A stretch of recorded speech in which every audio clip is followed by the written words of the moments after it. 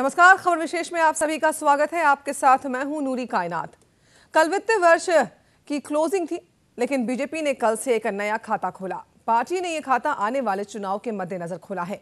इसमें पार्टी ने कई ऐसे नाम शामिल किए जिनसे यह साफ हो जाता है कि फैसले में पूरी तरह से मोदी एंड कंपनी को तवज्जो दी गई है। साथ ही यह भी साफ हो गया है कि पार्टी अब फिर से हिंदुत्व वाली छवि को कैश करना चाहती है। पार्टी में उमा भारती को प्रमोट करना, वसुंधरा खेमे को आगे बढ़ाना कहीं ना कहीं इस पर मुहर भी लगाता है। लेकिन पार्टी के इस फैसले के साइड इफेक्ट्स भी नजर आने लगे हैं। जहां सरोज पांडे को महिला मोर्चा का अध्यक्ष बनाए जाने से रमेश बैस नाराज हो गए हैं, तो वहीं वसुंधरा खेमे को प्रमोट करने से घनश्याम तिवारी जैसे नेताओं को ठेस पहुंची है।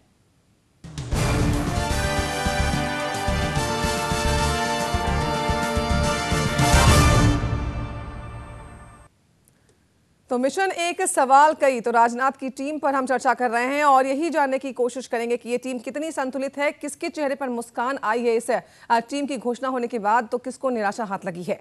और इस चर्चा में हमारे साथ जुड़ेंगे भोपाल से वरिष्ठ पत्रकार जगदीश द्विवेदी, जबलपुर से हमारे साथ वरिष्ठ पत्रकार विनोद शिवहरे होंगे और दिल्ली स्टूडियो से हमारे साथ वरिष्ठ पत्रकार पीयूष पंत होंगे। लेकिन उससे पहले आपको दिखाते हैं ये खास रिपोर्ट। टीम राजनाथ की बात करें तो इसमें पूरी तरह से मोदी की चली है।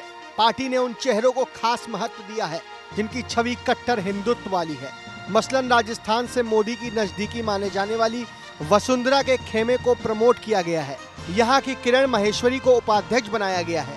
साथ ही रामलाल को संगठन महासचिव का पद दिया गया है। जबकि बात वसुंधरा के विरोधी खेमे की करें तो घनश्याम तिवारी को राजनाथ की टीम में जगह नहीं मिली।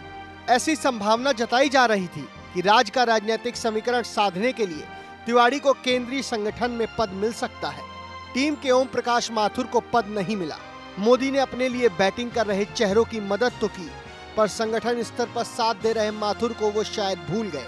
राजस्थान से राज्यसभा गए भूपेंद्र यादव को भी प्रमोशन नहीं मिला। वहीं बात छत्तीसगढ़ की करें तो यहाँ राजनाथ की नजदीकी माने जाने वाली सरोज पांडे को महिला मोर्चा की राष्ट्रीय अध्यक्ष बनाया गया है, जिससे राज्य के बाकी बड़े नेता खफा हो गए हैं। कहा तो ये भी जा रहा है कि छत्तीसगढ़ के मुख्यमंत्री रमन सिंह भी आला कमान के इस फैसले के पक्ष में नहीं है। रमन ये कतई नहीं चाहते थे कि सरोज पांडे इतने बड़े पद पर बैठे। इसी के साथ राज्य के बड़े नेता रमेश बैस भी पार्टी के इस फैसले से खासे नाराज दिखाई दे रहे हैं। उनको शिकायत है कि पार्टी ने उनको नजरअंदाज किया। दूसरी तरफ बात मध्य प्रदेश की करें तो यहाँ भी पार्टी ने शिवराज के विरोधी उमा भारती और प्रभात झा को प्रमोट कर कहीं न कहीं शिवराज को झटका दिया है। वैसे भी ऐसा माना जा रहा था कि मोदी के साथ शिवराज भी बीजेपी के संसदीय बोर्ड में शामिल होंगे, मगर यहाँ भी शिवराज को पार्टी की तरफ से नजरअंदाज करने के कई मायने जरूर निकलते हैं। खबर भारती के लिए ब्यूरो रिपोर्ट। चलिए, तो चर्चा कर रहे हैं हम और हमारे सभी मेहमान हमारे साथ जुड़ गए हैं। सबसे पहले आना चाहूंगी मैं दिल्ली पीयूष पंत जी के पास। पीयूष जी, सबसे पहले तो आपसे यही जानना चाहूंगी कि कितनी संतुलित लग रही है आपको राजनाथ की टीम?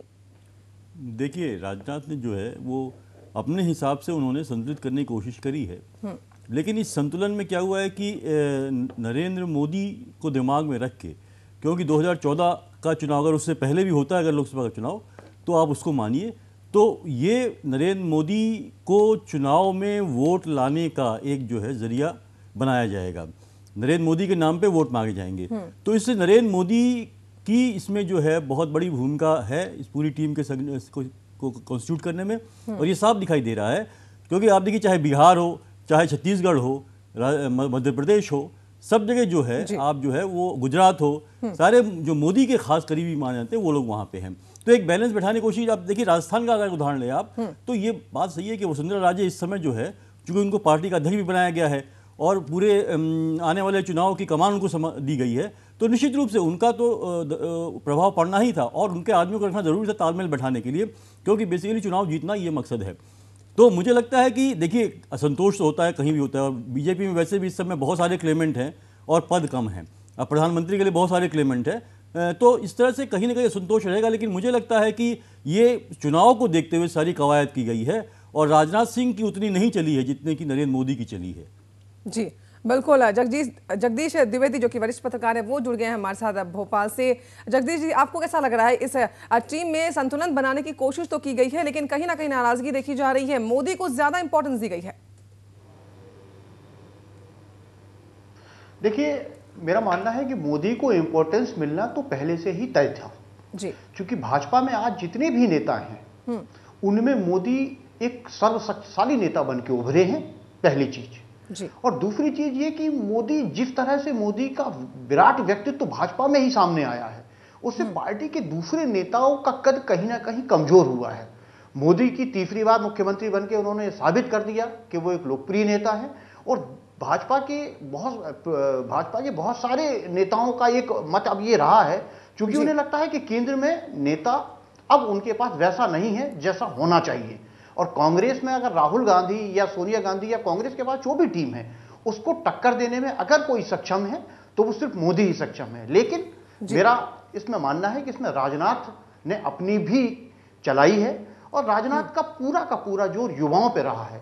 आप वसुंधरा की जहां तक बात है, वसुंधरा जी को महत्व तो इसलिए मिलना था क्योंकि राजस्थान में पूरे चुनाव की खेवनहार सिर्फ और सिर्फ वसुंधरा को ही रहना है। जहां तक छत्तीसगढ़ की बात आप कर रही हैं और आपने कहा, तो मेरा इसमें दूसरा मानना है कि सरोज पांडे को जो मौका मिला है वो उनको युवा होने के नाते मिला है और इसमें कहीं ना कहीं मेरा अपना मानना है कि रमन सिंह की स्वीकृति ली गई है।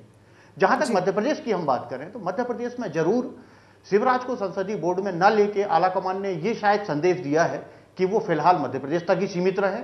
और दूसरा उमा भारती और प्रभात झा को जो लिया गया है उसमें उनकी नजर में मध्य प्रदेश के 2013 के चुनाव से ज्यादा महत्वपूर्ण 2014 का लोकसभा चुनाव है, क्योंकि पार्टी ये जानती है कि उमा भारती निश्चित रूप से एक फायर ब्रांड नेत्री हैं, उनका अपना एक असर है, उनके भाषणों से वो स्टार प्रचारक भी होंगी। ये भी मैं आपको आगे आने वाले कुछ महीनों में तस्वीर बदलेगी और उमा एक स्टार प्रचारक के रूप में पार्टी में काम करेंगी। जहां तक प्रभात झा की बात है तो प्रभात झा पार्टी को डिफेंड करने में माहिर माने जाते हैं।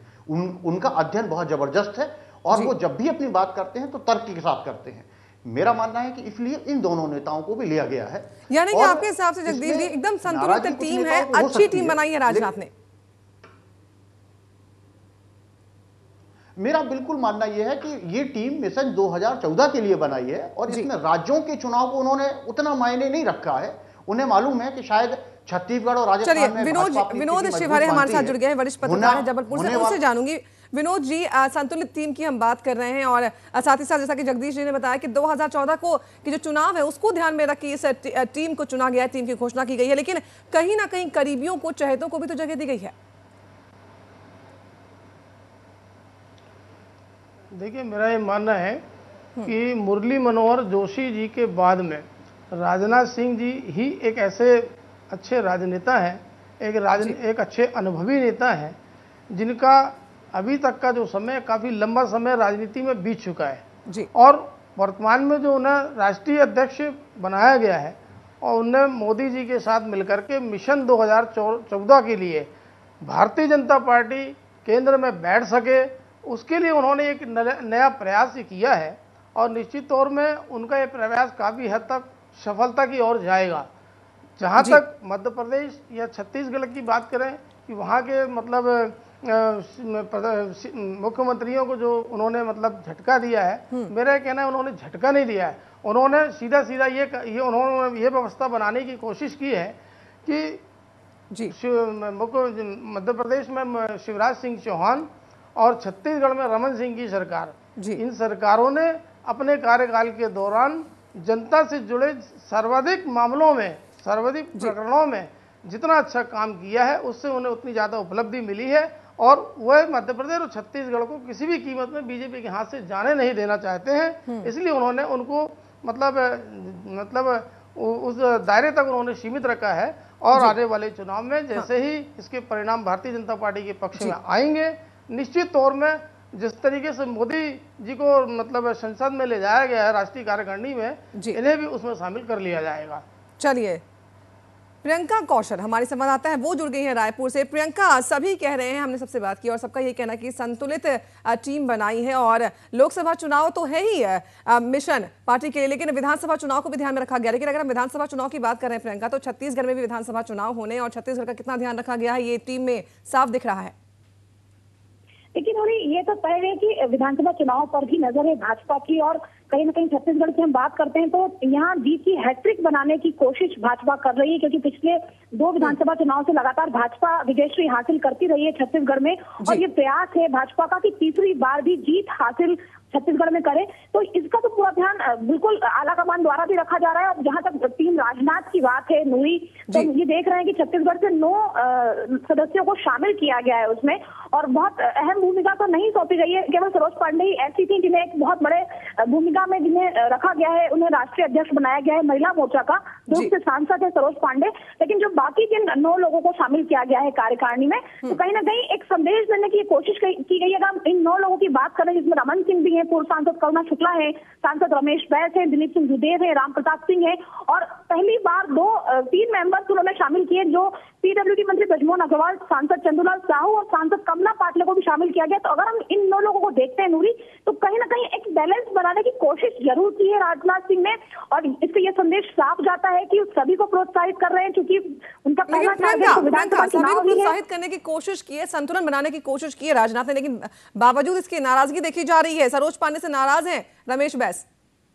देखिए, इसका कारण ये है नूरी कि उन्हें बहुत बड़ी भूमिका में रखा नहीं गया है। देखिए, करुणा शुक्ला जो है वो केंद्रीय कार्य समिति में थी पिछली बार, और उपाध्यक्ष थी, बड़ा एक पद था उन्हें, और लगातार वो लंबे समय से केंद्रीय राजनीति में सक्रिय रही है। रमेश बैस भी लोकसभा में सांसदों के मुख्य सचेतक है, उन्हें लग रहा था कि उन्हें कोई बड़ी भूमिका दी जाएगी टीम राजनाथ में। दिलीप सिंह जुदेव की बात करें तो वो भी बड़े दिग्गज नेता रहे हैं और राष्ट्रीय राजनीति में एक नाम उनका रहा है, लेकिन उन्हें भी कोई महत्वपूर्ण भूमिका नहीं दी गई। संत कुमार साय की हम बात करें तो उन्हें ये लग रहा था कि चूंकि वो आदिवासी नेता है, छत्तीसगढ़ से पुराने नेता है, तो उन्हें भी कोई महत्वपूर्ण भूमिका मिलेगी। तो इन तमाम सारे पुराने नेताओं को किनारे लगा दिया गया है, कोई भी महत्वपूर्ण भूमिका नहीं दी गई है। तो निश्चित तौर पर नाराजगी तो कहीं ना कहीं अंदरूनी तौर पर है।